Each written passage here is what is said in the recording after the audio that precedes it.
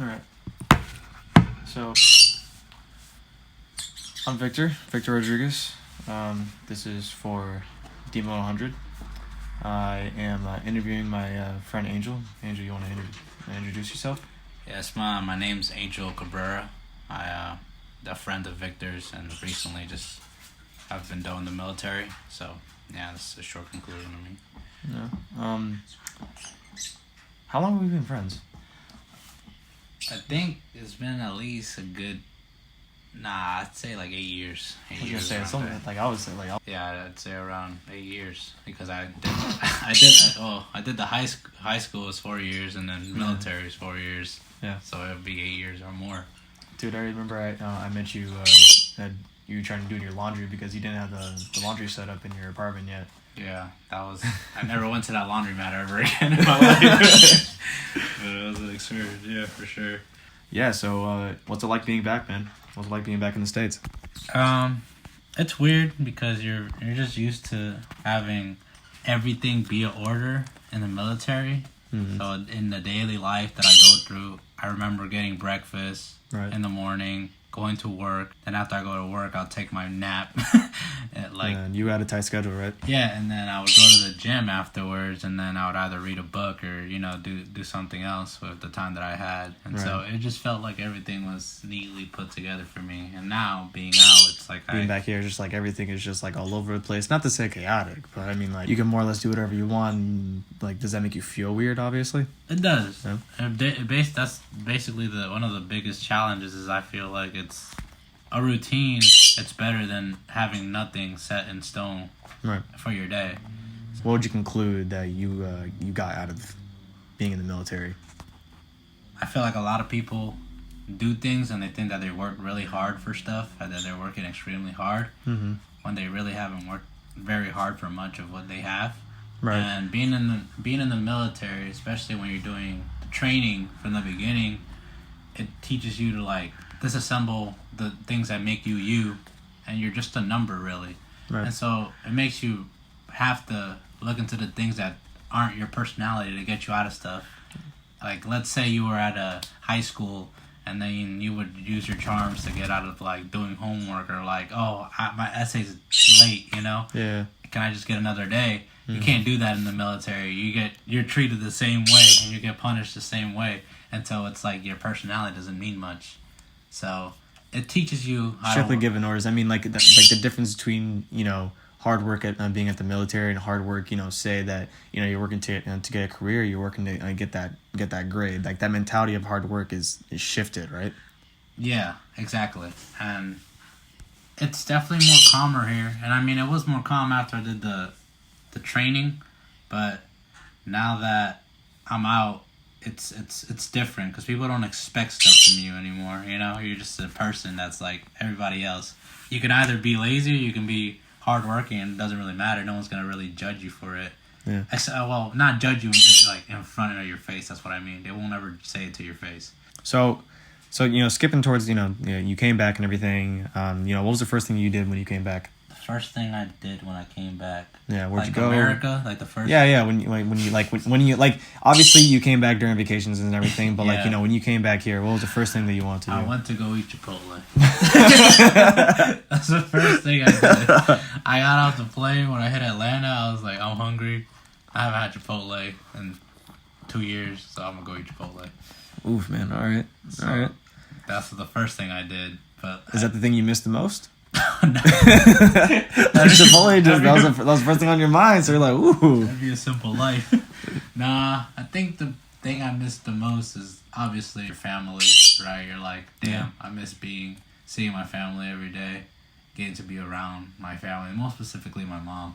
So, on a less serious note, what was I mean, you probably have so many stories, but I mean, like, what was probably like the funniest thing that's ever happened to you, or you probably witnessed? The funniest thing? Yeah, while you're overseas, yeah. Man, like, I try to keep it PG at least. Oh yeah, I will. I remember when I was climbing the Fuji mountain, right? Mount Fuji? Yeah, Mount Fuji. It's the tallest mountain in Japan. And I was walking down. And I mean, this is more of a joke for myself. Like I have like my ankles, they get like really sore from that accident I had at you know. Yeah. So background story on that. So we used to work at this place in Brookfield called On-Track Karting, right? Yeah. And you know what? If you were to go there as a customer, great place to go. It was awesome. I mean, working there, I mean, it was pretty cheap. It was like what, $5, a race or something like that. I don't remember. I'm pretty sure it was $5 a race. And then if you want to ride we had regular carts, we had adult carts, and then we had junior carts, adult carts, and then we also had super carts. And if you want to ride the super carts, those were $7. Yeah. Anyways, so like most of the time, we would get a bunch of kids. Say they're like 12 kids on the track at one time. Pretty decent sized track, so there was enough room for all of them. But they're kids; they don't really know what they're doing. So then this one time when Angel and I were working, he was in the back half of the track. And all of a sudden, and we have headphones on, right? They're really thick headphones. So for you to hear a scream past those headphones, I mean, this man screams so loud, all you hear was and I'm like, and I turn around, and I'm like dictating these kids, waving flag at them, and all I hear was why do you hear someone screaming? And I just hear this. I see this man just like walking like a wounded penguin, which is like a little nickname that I have for him ever since then. But yeah, this man was hurt. Yeah. And what Jason, our manager at the time, what did he say to you when you went to go talk to him about it? I was like, hey, Jason, I can't walk. Like, I can't do this shift anymore. And he was like, yeah. And I was like, so I'm going home. And he's like, no, you're not. And I was like, man, I don't know if I just broke my ankle.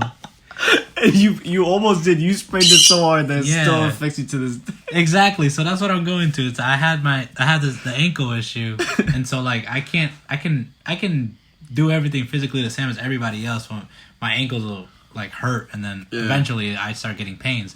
And so down the mountain, all of it is like it's like this smooth, like, because it used to be a volcano, so it has this rock, and it's kind of like sand, but it's like not so small like enough grainy, to be sand, like really really grainy. Exactly, but too much that it gets in the way of you walking comfortably. Oh, okay. So I was walking down here, and I literally would trip like every 2 minutes. But like not even just like trip, I would fall on my face. And then I would like I think I counted how many times I fell, and I fell I think like 40 times. Oh my god! And yeah, it you was just the hilarious. first one, maybe the first 5, you're just like, maybe I should take it a little slower. Yeah, I wanted to, but people were like, "Come on, let's finish." And Didn't you get what's that stuff called? Altitude sickness? I did, because you were trying to walk so fast. Well, I was sick too at the same time, so That's why you were sick. Yeah, I did. Long story like, I didn't really have a choice because it was my commanding officer that put the whole thing together. So a lot of times when you're in the military, they don't want you to. Basically, if the commanding officer says something, they're not gonna have you miss something. Obviously, if you want to, you can, but it's like most times they really want you to go to things. Yeah. So I was really sick, and I really didn't think I was that sick until I went to the mountain and realized how sick I was. Excuse me. And I was walking up, and then there was a certain point I wanted to be first, so I was already gassed. So I was tired, Yeah. And I already reached the top in like an hour. I think it takes like 2-3 hours to get up there, and I'm in an hour. Yeah. And I was racing up there sick, and I remember I was like the last station going up, and like to give you perspective of how tall this mountain is, when you're on a plane coming from to Japan, and it's a what's it called, overcast. Yeah. You can see the peak over the clouds. So that's how tall this mountain is. Jeez. And I remember I was reaching the last station, and I just like I try to get my bearings on just like where I was at, and then like I almost fell because I felt like just lightheaded out of nowhere, like I couldn't balance myself, and it was like an edge, and I almost fell, like legit, like I probably could have died. Oh my god, dude! But it was scary, but I mean it was worth it. It was fun. That's good. Yeah, I mean I met a lot of there's so many Japanese people there, and. Did you ever bow to people? Because I know there's like, certain levels of you bowing. I mean, like, you bow all the way down to your people toes and everything. People think that that's like just a joke, but they do that a lot, actually. Yeah. And so, I did bow a lot. They're almost like vegetarians, but I mean, like, Yeah. they eat very, very healthy. I know that. They do. I mean, don't get me wrong. They have a lot of like foods that are super like fattening, but it's so rare. I remember we had this communion type celebration that we do on the base where we let everybody from basically the neighborhood come into the base and they could look at our stuff basically, so they could learn about the Marine Corps and everything. Yeah, that's cool.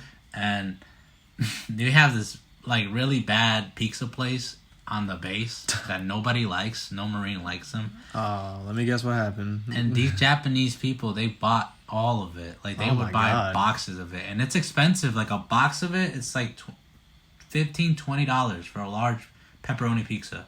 And I would see people roll around like 10 boxes in their hands, taking them home. Jesus Christ. And just because it was like... Yeah, just because they thought it was American. Okay. All right. Yeah, they really love American food. All right. I mean, I'm glad you had a good time over there. So tell me, to end this off, what are you doing now? What do you after you come back and everything, you enjoyed yourself a little bit. What are you doing now? Well, my plans are to currently go to college. Okay. That's good. All right, then. Well, this is the end of it. And thank you, Angel, for coming to my TED Talk. Well, thank you for having me. All right, man. Thanks. All right. Appreciate it. Bye.